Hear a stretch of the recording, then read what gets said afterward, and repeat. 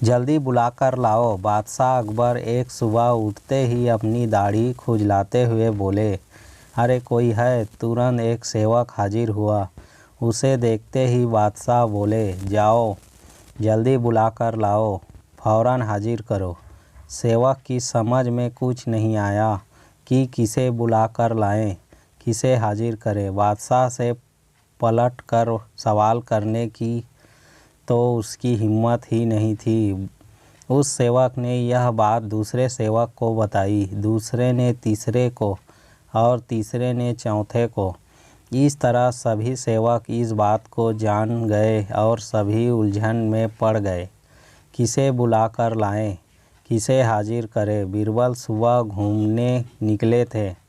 उन्होंने बादशाह के निजी सेवकों को भाग दौड़ करते देखा तो समझ गए कि ज़रूर बादशाह ने कोई अनोखा काम बता दिया होगा जो इनकी समझ से बाहर है। उन्होंने एक सेवक को बुलाकर पूछा, क्या बात है? यह भाग दौड़ किस लिए हो रही है? सेवक ने बीरबल को सारी बात बताई। महाराज हमारी रक्षा करें, हम समझ नहीं पा रहे हैं कि किसे बुलाना है। अगर जल्दी बुलाकर नहीं ले गए तो हम पर आफत आ जाएगी। बीरबल ने पूछा, यह बताओ कि हुक्म देते समय बादशाह क्या कर रहे थे? बादशाह के निजी सेवक जिसे हुक्म मिला था उसे बीरबल के सामने हाजिर किया तो उसने बताया, जिस समय मुझे बात किए उस समय तो बिस्तर पर बैठे थे, अपनी दाढ़ी खुजला रहे थे।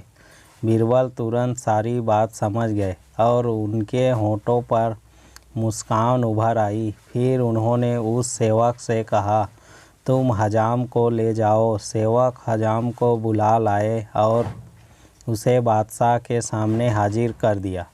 बादशाह सोचने लगे, मैंने इसे यह तो बताया ही नहीं था कि किसे बुलाकर लाना है, फिर यह हजाम को लेकर कैसे हाजिर हो गया? बादशाह ने सेवक से पूछा, सच बताओ, हजाम को तुम अपने मन से ले आए हो या नहीं? किसी ने उसे ले आने का सुझाव दिया था। सेवक घबरा गया, लेकिन बताए बिना भी तो छुटकारा नहीं था।